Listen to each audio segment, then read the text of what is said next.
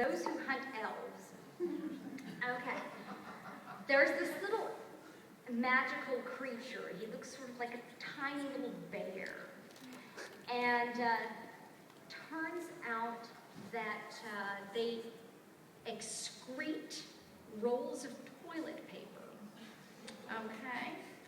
That's kind of their thing. So there was a scene wherein the little adorable Peachy, that's what it's called, the little Peachy, has to produce a roll of the toilet paper. So, you know, mostly doing that part involved me making little adorable noises.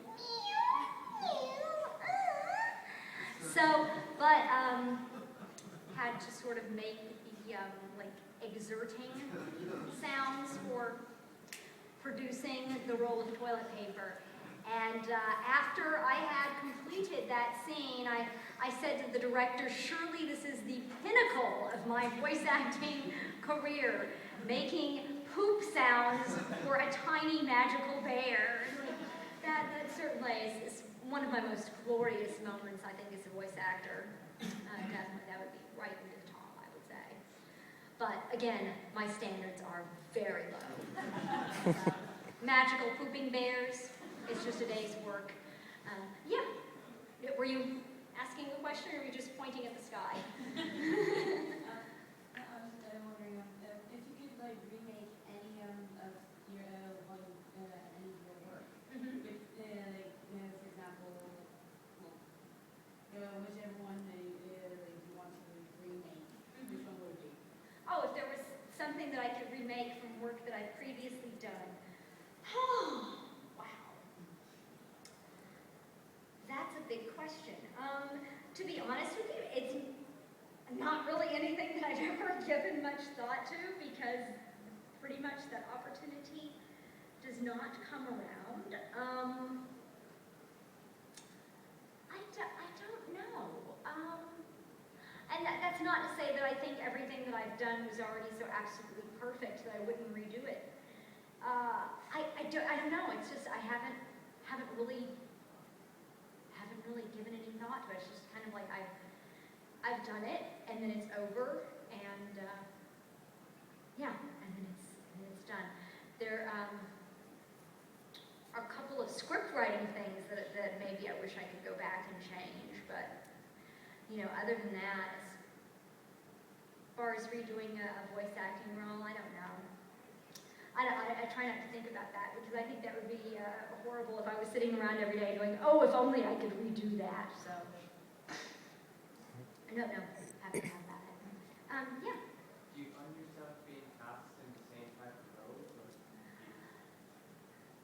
I haven't had too much of a problem of getting cast in similar roles. I've gotten to do a lot of different things. The only thing is, recently, I've been doing a lot of German characters. I mean, I know that I've been kind of known for doing the German characters over the years, but recently there seem to have been quite a few of them. I've done 3 in the past year, so.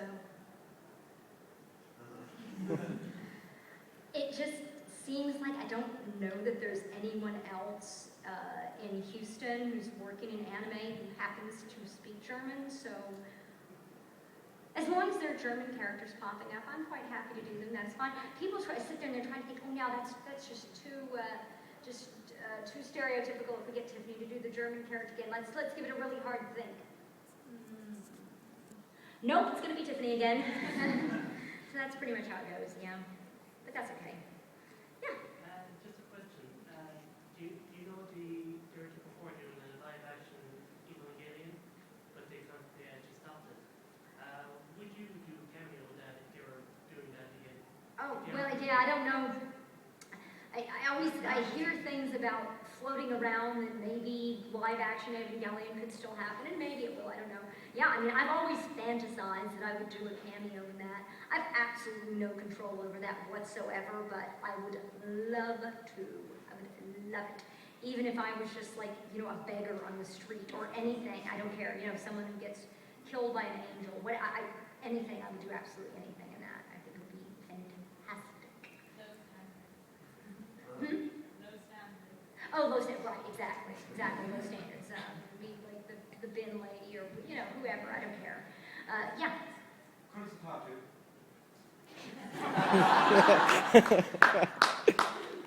As much as everybody enjoyed that. No, I wouldn't. How are you? Oh, Say Tommy Gama. swell. As I like to say, it's better to be swell than to be swelling. Oh, As a professional voice actor, how do you maintain and protect your voice? I drink a lot of water. Really, I mean that's pretty much the thing. I mean I don't smoke, and I pretty much never drink, alcoholic beverages. I don't really sort of fancy them that much. So I guess Ireland is kind of a strange place for me to be at the moment.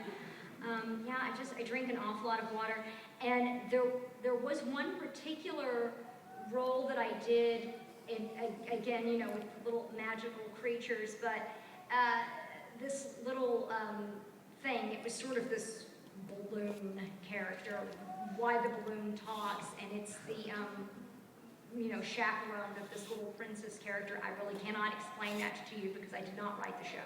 But in any case, I was the voice of this thing, and it was a very high and very scratchy kind of a voice that he had, and I drank a lot of herbal teas when I was doing that, and actually I could only record that for about an hour and a half at a time. Could not continue really anything beyond that because it just absolutely destroyed my throat. But that's pretty much it.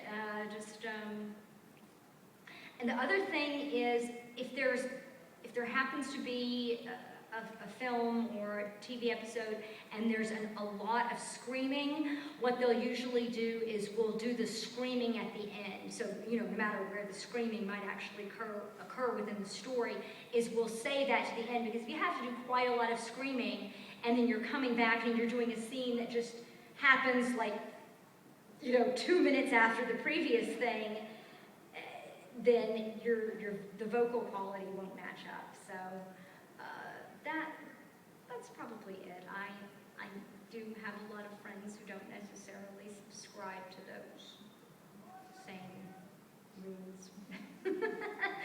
Sort of put anything down their throat that they want and puffing away on the cigarettes. But One more question. I don't think I would be playing too many children's voices anymore if I was doing a lot of heavy drinking and smoking. Yes, Darren? I'm just saying one more question. Oh, one more. Oh, you're telling me. You're not asking the question. You're giving me a direction. Yes. In the past, has there ever been any voice actors that you clashed with, or any rivalry that has happened, before dubbing? I haven't personally really run into any sort of rivalries or clashes per se. I kind of know of some with some other people that I'm not going to mention to you, but not really. And the thing is that you're not really around the other actors that much, since we go in individually and record. I mean, I do personally know several of the actors, but it's, in a way, it's like casting a lot of other things, like a film or a play.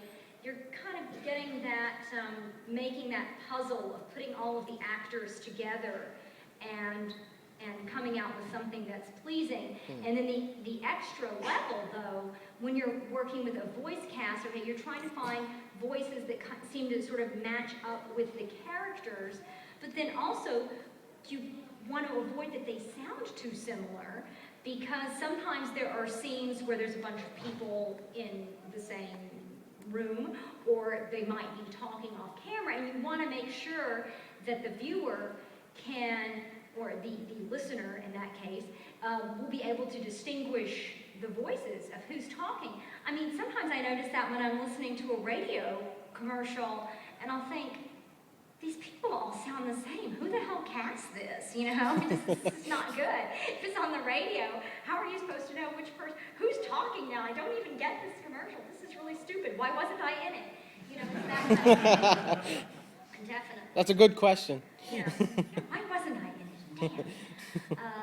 Damn. So not so much with me, with the rivalries with anybody else. I mean, it's interesting, sometimes I'll go in to audition for a particular role, and then I end up getting cast in a different role, and I would say just about all the time I'm very pleased with the role that I've actually been chosen to play, and I usually end up thinking that, you know, the people that were cast in the other parts, that they were, you know, well selected. So, you know, in the end, that's all up to the director, really. So, if you have an issue with it, it's certainly not anything you know, director, I think that you've cast this thing as completely rubbish, and that's not likely to lead to very much more work. So, anyway. Thank you. Thank you so much, everyone, for coming. And I will be at the closing ceremony and also at the charity auction later this evening.